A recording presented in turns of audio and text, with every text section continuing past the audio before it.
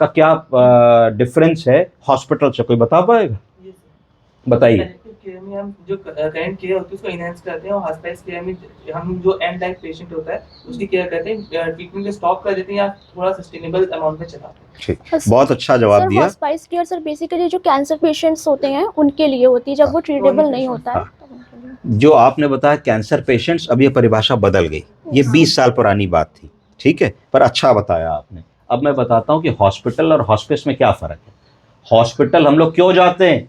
जब सर में दर्द होता है, जब पैर की हड्डी टूटती है, जब गॉल ब्लैडर में स्टोन होता है, जब डिलीवरी करानी होती है, जब लूज मोशन हो रहा होता है, जब हार्ट में पेन हो रहा होता है, जब गोली लग जाती है, जब एक्सीडेंट हो जाता है। तो इसका मतलब है कि हम क्योर ओरिएंटेड गोल्स के लिए जाते हैं। किसके लिए जाते हैं बोलिए? ठीक है जी। तो अस्पताल हम आए क्योर कराने के लिए।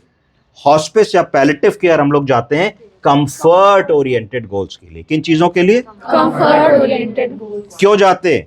इसलिए जाते हैं क्योंकि जब हमको कोई टर्मिनल डिजीज है, तो हमें क्या पता भाई टर्मिनल डिजीज है, हम तो मरीज हैं, हमें बीमारी हुई, हमने उस बीमारी को छोटे अस्पताल में छोटे डॉक्टर को दिखाया, उसने बड़े अस्पताल रेफर किया, हम बड़े अस्पताल गए, आप जैसे टर्सरी केयर सेंटर गए, पीजीआई गए, आरएमएल हॉस्पिटल गए, वहाँ टीम ऑफ डॉक्टर्स ने देखा, टीम ऑफ डॉक्टर्स ने हमारा बहुत दिन इलाज किया। अगर हमें कैंसर की बात करें जैसे इन्होंने बताया, तो अगर फर्ज कीजिए हमें ब्रेस्ट कैंसर था, तो पहले डॉक्टर ने कहा ऑपरेशन होगा, हमने ऑपरेशन कराया, मेस्टेक्टमी करा दी, ब्रेस्ट का एक हिस्सा है पूरा ब्रेस्ट हटवा दिया। फिर उन्होंने कहा साहब कीमो लगेगी, तो फिर हमने कीमो लगवाई, कीमो की पूरी साइकिल्स हमने ली।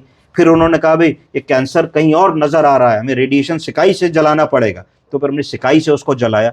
हमने तीनों मोडालिटी ऑफ ट्रीटमेंट अपने मरीज पे की। तीनों मोडालिटी ऑफ ट्रीटमेंट करने के बाद भी अगर हमारे मरीज के अंदर कैंसर फिर रिअकर हो गया, उस समय पे अगर हम उसको मेडिकल ट्रीटेबल क्योरेबल हेल्प नहीं दे सकते हैं, तो भी उस मरीज का अधिकार है, वो कहता है कि डॉक्टर साहब I want to have a dignity in my life. क्या? I want to have a pain free death. क्या चीज? Pain free death. I want to have quality of life. ठीक है, तो ये चीजें आपको देनी पड़ेंगी। इन चीजों को आप पैलिएटिव केयर या हॉस्पिस केयर में देते हो। आप इस वार्ड में देखिए, यहाँ आपको 10 लोग मिलेंगे, सब लोग गंभीर बीमारियों से ग्रसित हैं। कुछ लोग तो ऐसे हैं जो 2-2 साल से कोमा में हैं, चल नहीं सकते, बोल नहीं सकते, नाक की नली से भोजन हो रहा है, परंतु आपको जनरली किसी भी मरीज में ना स्मेल आएगी, ना किसी भी मरीज में आपको बेडसोर मिलेगा, और ना ही कोई भी व्यक्ति आपको दुखी मिलेगा। तो वृद्धों में यही 3-4 कंपोनेंट होते हैं कि उनको अकेला ना छोड़े। लोनलीनेस सबसे पहली चीज होती है कि उनको अकेला ना छोड़े, लोनलीनेस पे हमें ध्यान देना होता है।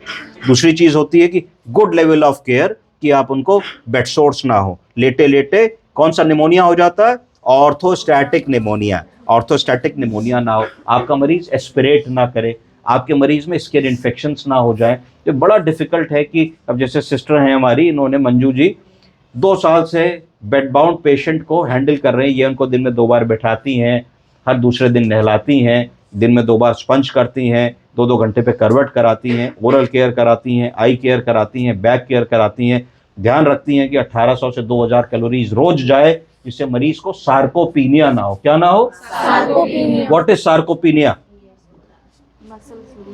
Loss of muscle mass and loss of muscle strength. क्या है? Loss of muscle mass and loss of muscle strength. ठीक है, एक शब्द ये सीख के जाइए यहाँ से, सार्कोपीनिया। एक शब्द सीख के जाइए, फ्रेलिटी। क्या चीज? फ्रेलिटी की क्या स्पेलिंग है?